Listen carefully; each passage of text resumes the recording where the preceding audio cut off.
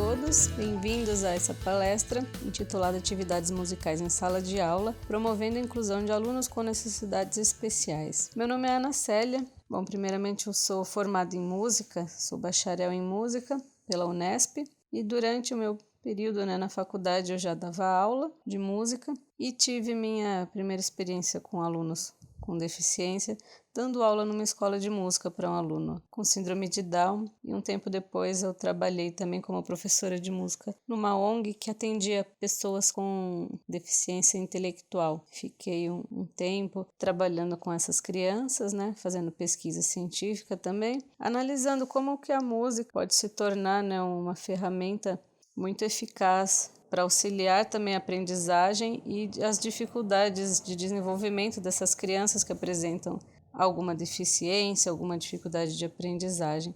E aí eu vi que a música, além de poder ser aprendida apenas como um hobby ou como uma atividade secundária, ela serve como uma atividade para desenvolver diversos outros aspectos fundamentais no desenvolvimento de qualquer ser humano, de qualquer criança.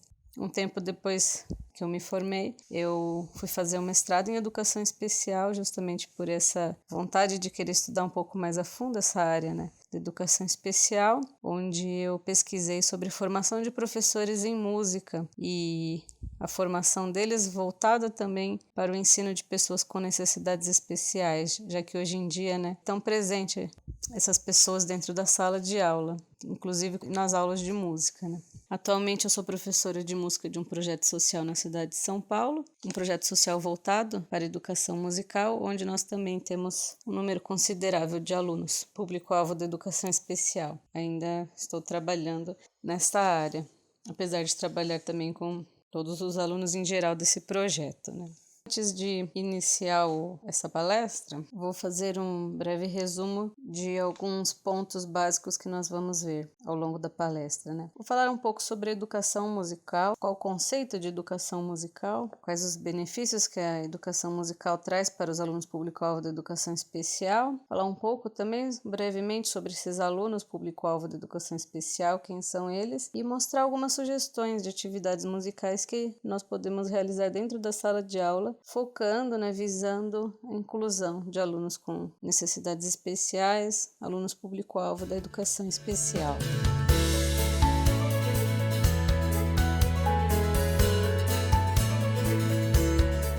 Então, iniciando, a educação musical, ela pode ser vista como uma área do conhecimento, uma área de estudos que investiga o ensino e o aprendizado da música. Então, como ensinar, e como o aluno aprende a música.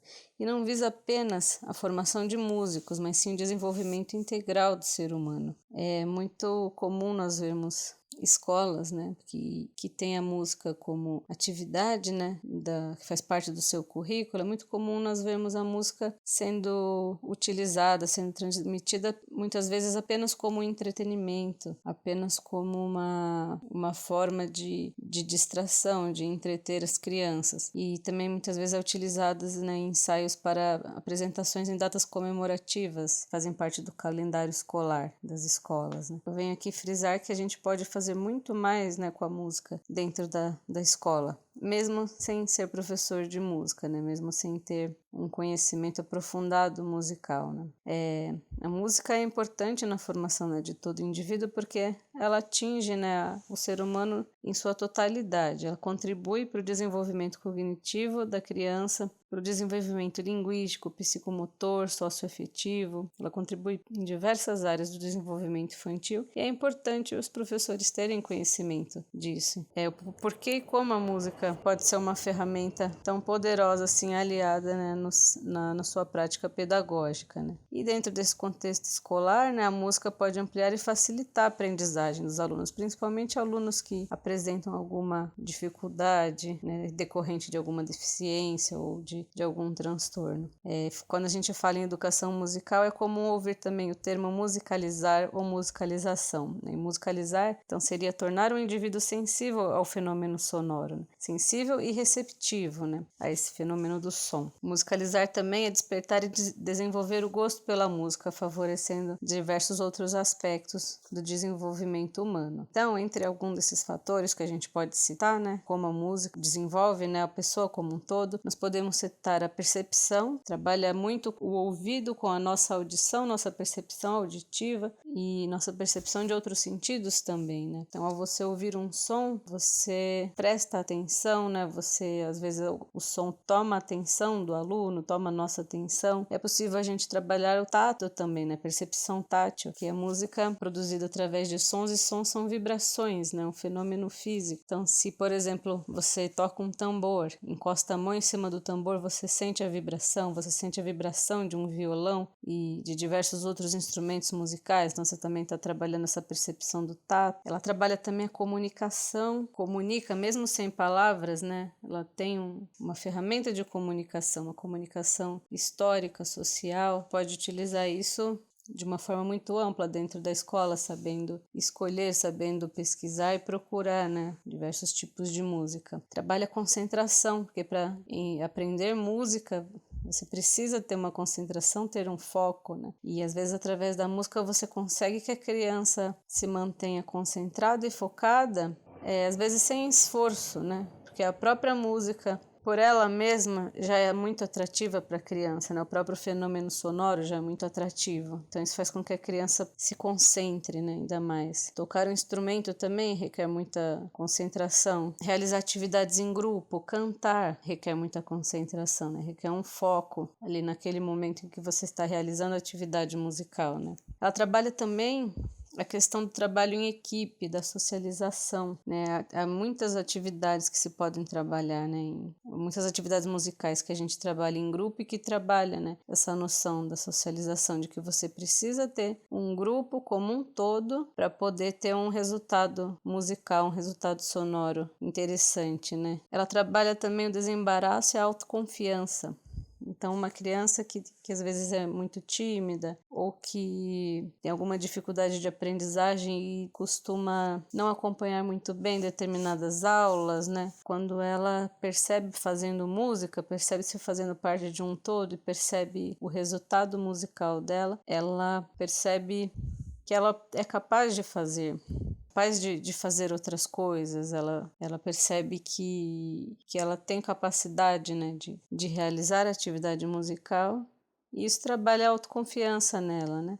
A música trabalha também a criatividade, né? Quando a gente trabalha com atividades, principalmente de improviso, você tem que, com o material que você recebeu, você tem que trabalhar a sua criatividade, improvisar, pensar, imaginar, né? Isso é muito importante também no desenvolvimento infantil. A música também trabalha o senso crítico, trabalha a memória, né? Muito importante porque você acaba memorizando canções, melodias, padrões rítmicos. Então, o tempo todo a música está trabalhando com a memória. Então, entre outros diversos aspectos que a gente vai conseguir encontrar, né, ao longo de atividades musicais. Embora a música trabalhe e desperte, né, todos esses aspectos, e traga para a pessoa que pratica a música todos esses benefícios, é importante lembrar que a música é uma área do conhecimento e que ela deve ser vivenciada e aprendida através dos elementos que a compõem, né? Porque a música possui sua própria linguagem. Então a música tem sua notação própria, como se fosse uma outra língua, aprender uma outra língua. Ela tem sua própria notação, tem seus símbolos musicais, tem seus próprios significados, né? Tem os termos musicais, e isso a gente também pode trabalhar em sala de aula com os alunos e até fazer um link disso com outras questões, com outras áreas do conhecimento, com outras disciplinas dentro da escola. Então, para dar um exemplo de linguagem musical, nós temos aqui as notas musicais, a forma como ela é grafada, né? Dentro do pentagrama, clave de sol, nós temos aqui os símbolos musicais, termos musicais específicos para designar sons graves, sons agudos, para designar intensidade, forte, fraco, piano, né?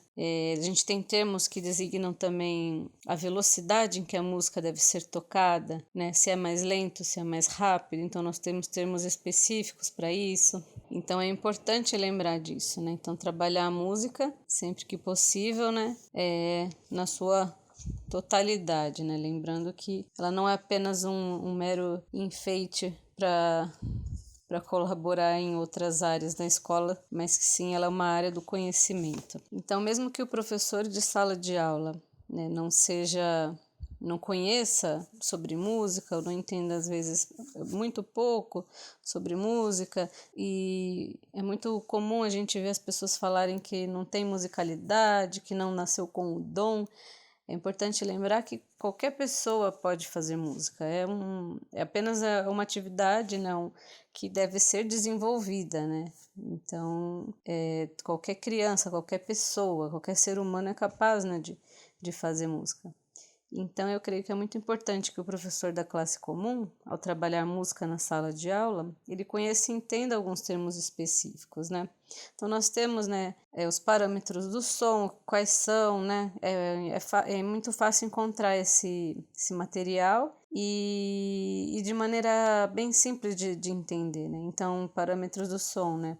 O que é altura? Grave e agudo. O que é grave e agudo? Aquele som grosso, aquele som fino, né? São coisas simples de entender e simples de demonstrar para as crianças também. A questão de timbre, né? Timbres são sons específicos, né? A característica específica dos instrumentos, da voz humana, timbres de objetos, né?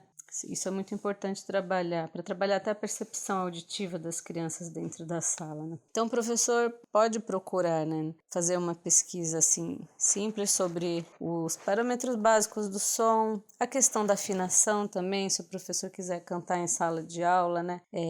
Caso realmente a pessoa se perceba desafinada e veja que não é uma boa referência vocal para os alunos, procurar uma gravação boa, né, de uma referência vocal afinada, que seja clara, que não tenha problemas vocais, porque a criança se baseia muito no exemplo ao cantar, no exemplo vocal. E é importante, se o professor tiver a curiosidade, tiver a vontade, o próprio professor procurar uma aula de canto coral para ele, né? E é importante quando o professor for cantar com as crianças, né, ter afinação, porque as crianças vão imitá-lo, né? Então, eu acho que essa busca, essa pesquisa básica, né, do professor que queira trabalhar um pouco de música na sala de aula, seja ele professor de educação infantil, do ensino fundamental, é importante pesquisar um pouco, né? E nessa pesquisa, a gente pode falar um pouco sobre os pedagogos musicais, né? Que a música, né, como área do conhecimento, a educação musical como área do conhecimento, né, uma área amplamente estudada já há um bom tempo, né? E nós temos grandes nomes de referência, né, na história da educação musical. Eu cito aqui três, que são três grandes nomes, né? Três grandes nomes da educação musical que tiveram seu trabalho amplamente realizado durante o século XX, né, início do século XX. Importante falar de pedagogos musicais da música ocidental, né, pois os três são europeus. Então, essa é a referência que hoje em dia nós temos da educação musical, da música europeia, né. Então, temos o Karl Orff, que é um músico alemão. Ele trabalhava muito com música, movimento e a linguagem musical também, e visava o ensino musical a partir da prática. Então, o importante era a criança vivenciar primeiro a música para depois aprender a parte teórica, a parte da linguagem musical. Temos também o Dalcroze, pedagogo musical da Suíça, que trabalhava muito a questão da música e do movimento corporal, e também, né, da música através da prática. Então, a prática musical vivenciada através do próprio corpo, através do movimento corporal. Temos também o Kodály, que foi um cantor musical húngaro, e ele trabalhava alfabetização e habilidades musicais, né, através do uso da voz, através de canções folclóricas do seu próprio país. Então, esses três pedagogos musicais, suas ideias são bem fáceis de se traduzir para outras culturas, né, já que cada país tem seu folclore, cada país tem sua música própria. Então, pegando as ideias principais dele, traduzindo para o nosso país, né, para nossa realidade, nossa cultura, totalmente possível de usar suas ideias na nossa educação musical brasileira. Então, são três nomes importantes que eu acredito que seja interessante a gente pesquisar um pouco quando for trabalhar com música dentro da sala de aula. Eles têm ideias assim que são muito, muito válidas mesmo hoje em dia, para nossa prática como pedagogos, como professores. Agora, falando um pouco sobre a música e como a gente pode utilizá-la, né, focando a inclusão de alunos com deficiências, com necessidades especiais dentro da sala de aula. Então, antes de começar a falar um pouco sobre as atividades musicais, é importante a gente relembrar um pouco aqui quem que é esse público-alvo da educação especial atualmente, né? O Ministério da Educação, ele afirma, né, que esses alunos que são público-alvo da educação especial são aqueles com deficiência, então que têm deficiência, apresenta algum impedimento, uma deficiência de longo prazo, de natureza seja ela física, intelectual, mental ou sensorial. Esse sensorial, então, entraria, né, pessoas com deficiência visual, auditiva, e são aquelas pessoas que, em interação com diversas barreiras, podem obstruir sua participação plena e efetiva na sociedade, em igualdade de condições com as demais pessoas, né, decorrente dessas deficiências.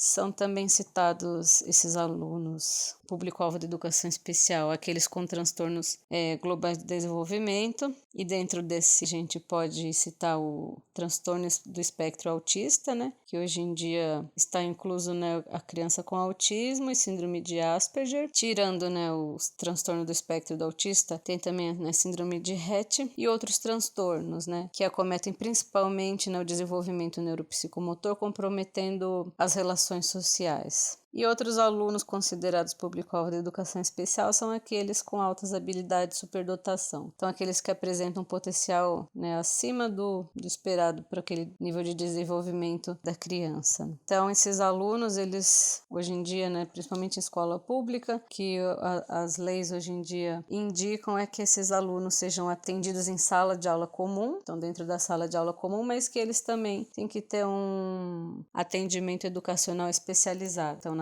por uma sala de apoio, né, ou por uma professora de educação especial, mas nós sabemos que nossa realidade, né, vai depender muito da escola, da coordenação da escola, dos recursos que a escola tem para receber esses alunos,